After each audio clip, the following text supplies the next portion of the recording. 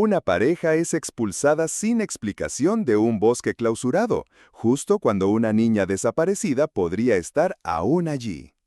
El guardabosques Taiwán, rígido y frío, parecía más interesado en cerrar accesos que en salvar vidas.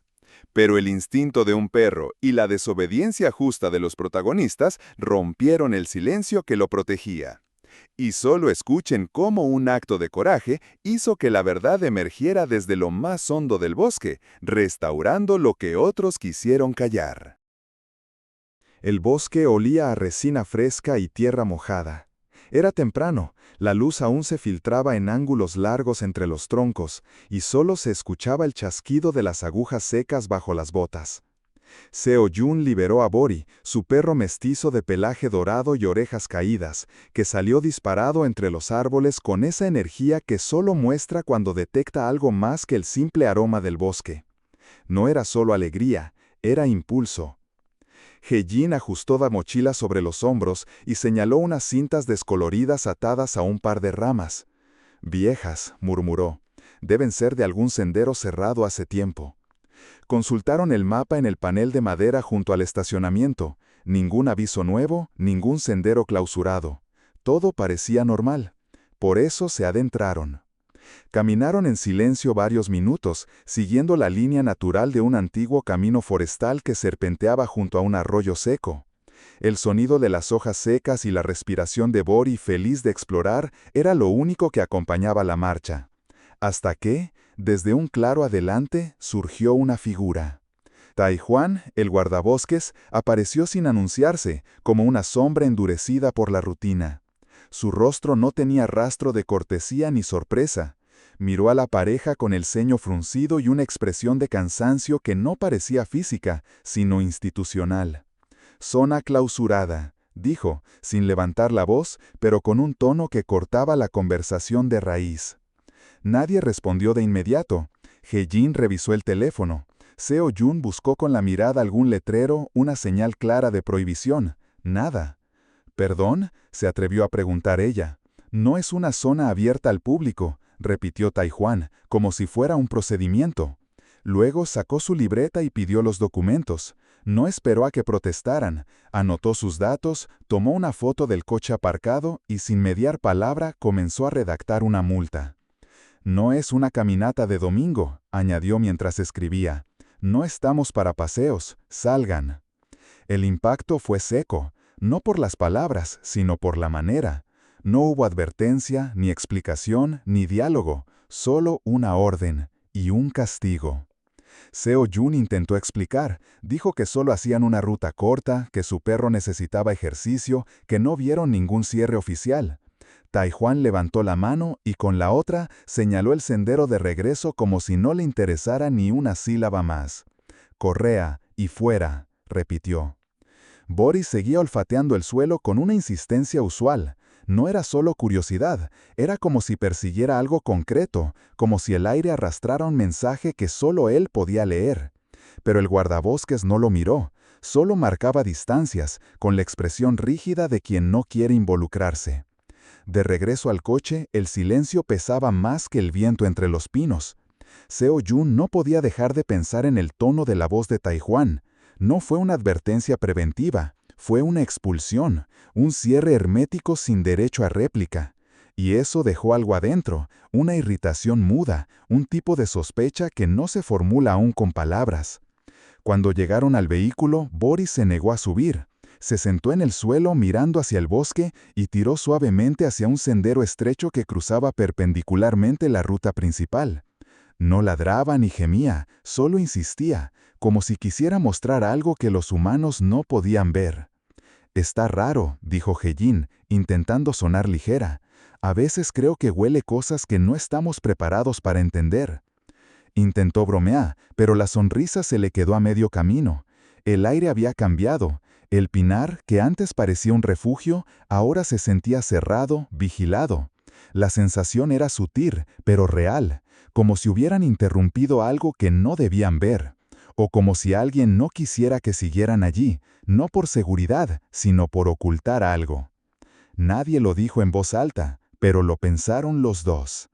Y Boris seguía mirando hacia los árboles, como esperando que lo escucharan. La caseta de información se alzaba al borde del aparcamiento como un refugio de madera seca, algo abandonado, como si nadie la hubiera atendido en días. En su interior, un tablón de corcho cubría casi toda una pared. Era fácil pasar de largo, creer que solo había panfletos de rutas y normativas. Pero algo, quizás el instinto residual del mal momento vivido, les hizo detenerse. Allí estaba. Entre mapas arrugados y avisos de prevención de incendios, una hoja tamaño carta mostraba una foto impresa con tinta apenas legible.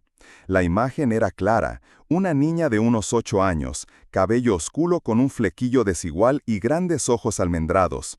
Sonreía, pero la sonrisa era de archivo. Bajo la foto, en letras rojas, desaparecida, última vez vista, ayer a las 17:40, zona este del Pinar. Responde al nombre de Min Seo. El golpe emocional fue inmediato, como si todo cobrara sentido de forma violenta y repentina. La zona clausurada ya no era una simple medida del parque, era un muro, un cerrojo sobre algo urgente. ¿Por esto nos echaron?, murmuró Hee-jin, y el temblor en su voz no era miedo, era furia contenida. ¿Por esto no dijeron nada? Seo-jun volvió a sacar la multa que Tae-hwan les había entregado. Observó con detalle la firma en la parte inferior, seca, sin comentarios, como una sentencia administrativa lanzada al azar. Pero ya no parecía azar, ahora parecía una decisión, fría, dirigida. «Esto cambia todo», dijo en voz baja. La indignación se les metió en el cuerpo como fiebre. No era solo que los hubieran echado, era el porqué. Si el guardabosques sabía que había una menor perdida, ¿por qué no se los dijo? ¿Qué sentido tenía expulsar testigos o posibles ayudantes? ¿Se trataba de proteger una búsqueda oficial o de ocultar algo que había salido mal? Si hay una niña desaparecida, ¿por qué no informar a quienes entran?, preguntó Hee-jin, como si buscara razones para no enfadarse más. ¿Por qué tratarnos como intrusos si podríamos haber ayudado? Seo-jun no respondió, pero Bori sí. Tiró de la correa con una urgencia nueva, casi desesperada, apuntando hacia un lateral del terreno. No hacia el sendero oficial, sino a una pequeña trocha cubierta de hojas húmedas, una que ni siquiera aparecía en los folletos del parque. «No deberíamos», comenzó Hee-jin, pero la frase se disolvió antes de terminar. El enojo no les permitió regresar al coche, ni el aviso, ni la multa, ni la amenaza tácita del uniforme. Algo más fuerte se había activado, la mezcla de sospecha, rabia y un deber moral que ya no se podía ignorar. Hee-jin miró a Seo-jun y luego al perro, que seguía firme como una brújula. Entonces dijo, 5 minutos, si no hay nada, nos vamos. El sendero improvisado los tragó de inmediato, y el bosque cambió. Ya no parecía el mismo, la luz era más opaca, las ramas más juntas, el suelo no sonaba igual. Bori no correteaba, avanzaba en línea recta, nariz contra el suelo, cuerpo bajo, como si estuviera siguiendo una línea invisible escrita en el olor de la tierra. Seo-jun sentía que el aire era más espeso, que los árboles respiraban más lento, como si también supieran. Casi al llegar a un claro, algo a sol entre los matorrales detuvo a Bori. Gimió una vez y se quedó inmóvil. Hee-jin se acercó con cautela, apartó unas ramas y allí estaba. Un lazo de plástico infantil, de esos que sujetan el cabello con forma de flor. Azul celeste, con un brillo aún vivo por el sol. No era basura antigua, no podía llevar allí más de un día. Seo-jun lo tomó con cuidado, como si tocara una prueba. Marcó de inmediato la ubicación en el móvil, sin pensar, como un reflejo. Iban a hablar, pero un crujido trasero los paralizó. Tae-hwan. Emergió del bosque como si los hubiera estado siguiendo. Su rostro estaba endurecido, pero no enojado. Lo que había en sus ojos no era ira, era otra cosa, algo más próximo al pánico. Vio el lazo en la mano de Seo-jun. Su expresión cambió en un segundo. Un destello fugaz cruzó su rostro, como si ese objeto de plástico confirmara sus peores miedos. «Entréguenme eso y salgan de aquí», ordenó con voz grave.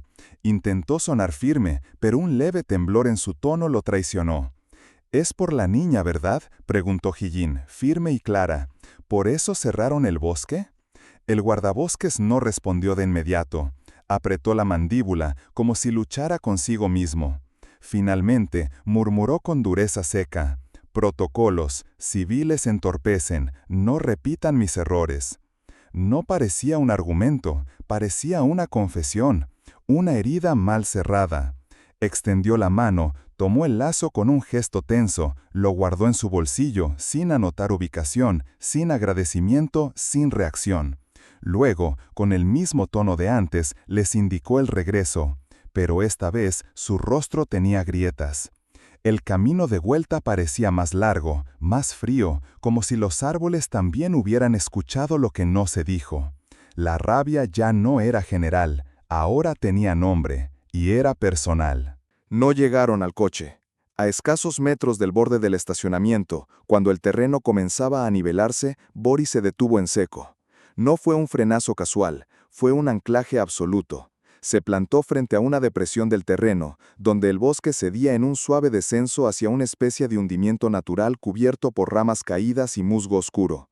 El aire era distinto allí, cargado con olor a piedra húmeda y algo metálico, como si el mismo bosque exhalara desde las entrañas. Seo-Jun frunció el ceño. Bori comenzó a ladrar, pero no era su ladrido habitual. No era el ladrido que usaba para jugar ni el que soltaba ante ruidos extraños. Era un sonido tenso, agudo, casi desesperado. Un llamado, como si no ladrara por sí mismo, sino por alguien más. Se arrodilló lentamente y apartó las ramas. Debajo, semioculto por la vegetación, descubrió lo que parecía una antigua estructura de ventilación, un tubo metálico corroído por el tiempo, con una rejilla rota en uno de los extremos. De su interior salía un hilo de aire frío, como el aliento de una cueva dormida, y con él algo más, un murmullo sutil, difícil de ubicar, tal vez una corriente, tal vez un susurro. Seo-Jun contuvo la respiración y acercó el oído a la apertura. Nada. Silencio. Y luego, apenas perceptible, un roce, como si algo, una uña, una piedra, hubiera raspado la pared interior del tubo, un golpecito leve, preciso, vivo. «Minseo», dijo él sin pensar, como si el nombre tuviera el poder de convocar una respuesta. Sacó su móvil y marcó de inmediato el número que aparecía en el cartel de búsqueda. Ocupado. Lo intentó de nuevo. Nada. Hizo una llamada directa al 112, dictó la ubicación, describió lo que habían hallado, pero sabía que los minutos no estaban de su lado. Hejin, sin decir palabra, ya rebuscaba en su mochila. Sacó una cuerda de escalada, enrollada con precisión y guardada por si acaso, como decía siempre. Era una costumbre vieja de excursiones anteriores. Nunca imaginó que acabaría usando ese equipo en una emergencia real. Ató un extremo al tronco de un pino grueso. El otro lo preparó en un nudo de descenso. Miraron el respiradero. Tenía la forma de una entrada, no amplia, pero sí lo bastante grande como para permitir el paso de una persona delgada. Justo en ese instante, el crujido de ramas detrás de ellos marcó una nueva presencia. Taijuan llegó corriendo. Su rostro estaba descompuesto. No gritó, no preguntó qué hacían, solo observó. La cuerda extendida, el móvil con el GPS activo, Bori ladrando al agujero como si le doliera no poder entrar. Y entonces se colocó la máscara, la del protocolo. «Zona prohibida», dijo. «No hay condiciones, sin equipo, sin visibilidad. No pueden entrar. Espérenme afuera». Su voz fue un muro. No había margen de discusión, o al menos eso intentaba imponer. Pero esta vez Seo-Jun no retrocedió. «Si fuera tu hija, ¿esperarías?». No fue un grito, fue una pregunta lanzada con una calma tan densa que dolía. El guardavoces no respondió, bajó la vista por un segundo, como si el peso de esa frase le hubiera hecho tambalear. Luego tragó saliva. El bosque entero pareció detenerse, ni viento, ni ramas, solo ese momento suspendido. Entonces, desde el respiradero, un sonido claro y definitivo cortó el aire, un sollozo. Pequeño, humano, vivo. Hejin se cubrió la boca, Bori gimió, Taijuan cerró los ojos.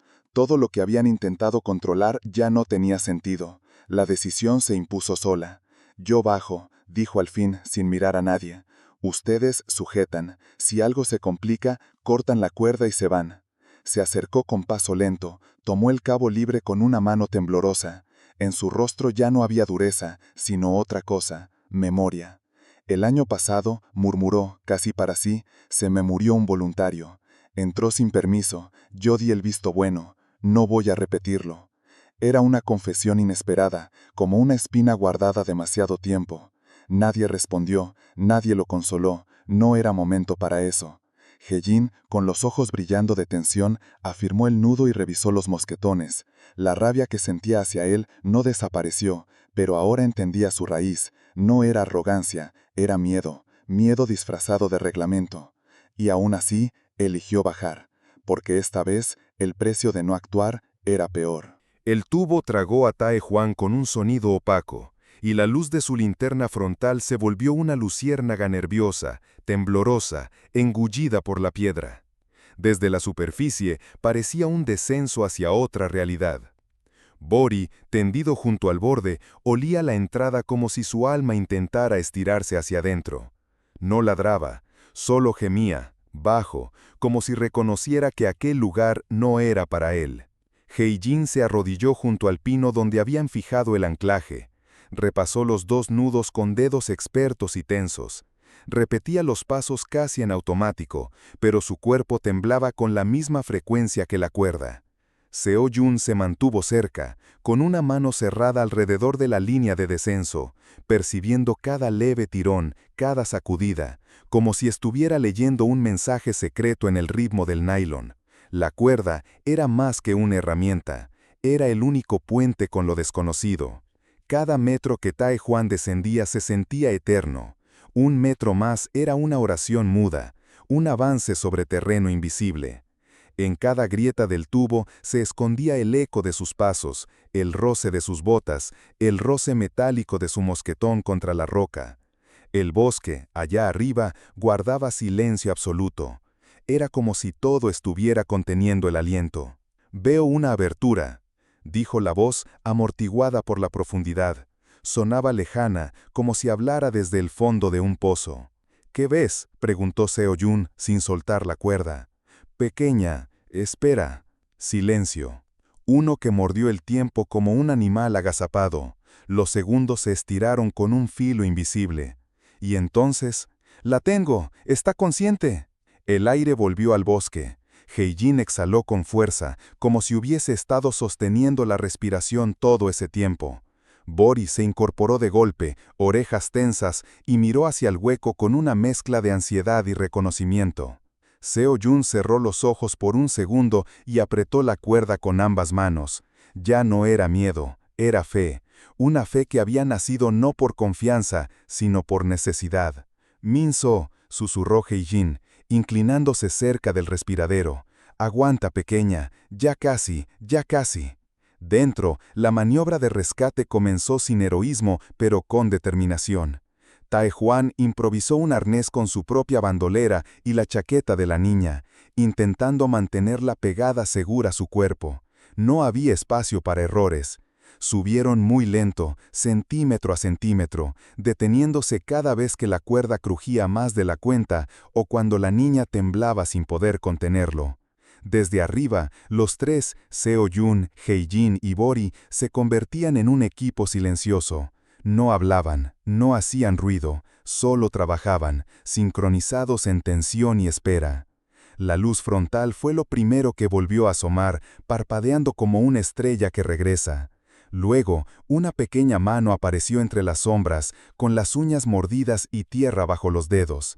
Después, el rostro tislado de Min-so. Sus ojos estaban muy abiertos, fijos en la claridad como si no terminara de creer que existiera. Bori soltó un gemido que sonó casi humano, lloraba, como un cachorro. He-jin se acercó de inmediato y sin soltar la cuerda, abrazó a la niña con cuidado, sin romper el nudo que aún los mantenía unidos a la tierra. «Aquí, Min-so, aquí, ya estás arriba». La niña se aferró a ella sin hablar, aún temblando. Su voz era un susurro entrecortado. «Frío». He-jin la rodeó con su cuerpo, dándole calor. Seo-jun ayudó a cortar la cuerda sobrante para liberar espacio y finalmente Tae Juan emergió del tubo. No fue una salida triunfal, fue el ascenso de un cuerpo agotado, cubierto de polvo, sudor y algo más profundo, la culpa convertida en barro, el pasado aún pegado al rostro. Cayó de rodillas sobre el lecho de agujas, respirando como si el aire doliera al entrar. Durante unos segundos no dijo nada, solo miró a la niña, luego a Bori, luego a los árboles, como si todo el bosque le estuviera recordando lo que había hecho y lo que acababa de reparar. Entonces tomó el walkie y llamó por radio. Aquí 04, confirmo ubicación, una menor rescatada, viva, requiere atención médica, envíen unidad. Su voz ya no era la del guardabosques del reglamento, era otra, una más baja, más humana. Precisa, sí, pero ahora vibraba con algo que antes no tenía, conciencia. La ambulancia rompió el silencio del pinar como una respuesta largamente esperada. Su sirena no era estridente, sino limpia, como un corte definitivo en la tensión acumulada. Los paramédicos descendieron con rapidez y eficiencia. Colocaron a Minceo sobre una camilla baja, cubriéndola de inmediato con una manta térmica que brillaba tenuemente bajo la luz filtrada del bosque. Le revisaron las rodillas, los codos, la frente. Solo lesiones superficiales, dijeron. Le faltaba agua, pero no esperanza. Boris se acercó con lentitud, sin ser llamado, y olió a la niña con una ternura casi imposible de explicar. No empujó, no lamió, no ladró. Solo la olfateó con cuidado, como si quisiera memorizar su olor para siempre, como si necesitara asegurarse de que ella estaba realmente allí, entera.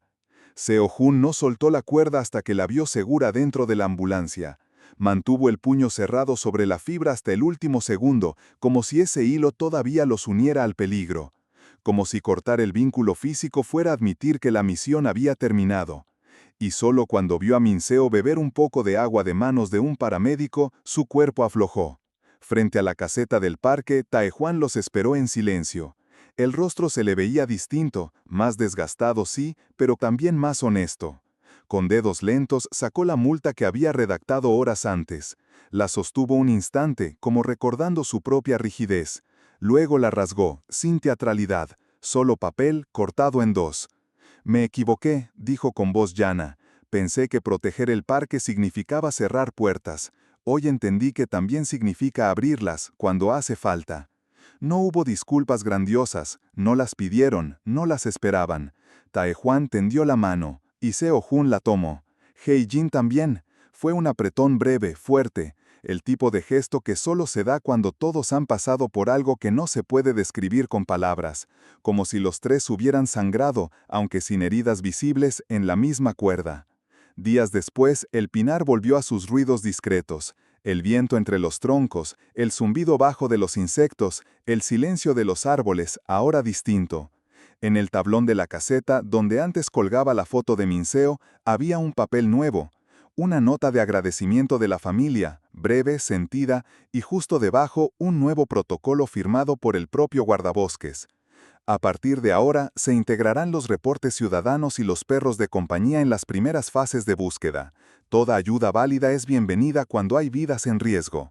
Junto a ese anuncio, una pequeña foto, Bori con un pañuelo naranja atado al cuello y la lengua afuera, como si sonriera. La historia corrió de boca en boca entre vecinos, como el rumor de una lección aprendida. El guardabosques que primero expulsó y luego descendió a la oscuridad. El perro que detectó lo que ningún radar captó. La pareja que no obedeció, pero no por soberbia, sino por algo más importante, por empatía. La injusticia inicial no desapareció, pero no quedó impune. Fue corregida, no con castigo, sino con decisión, no con acusaciones, sino con actos. Y el bosque, que al principio pareció cerrarse con arrogancia, terminó abriéndose con humildad.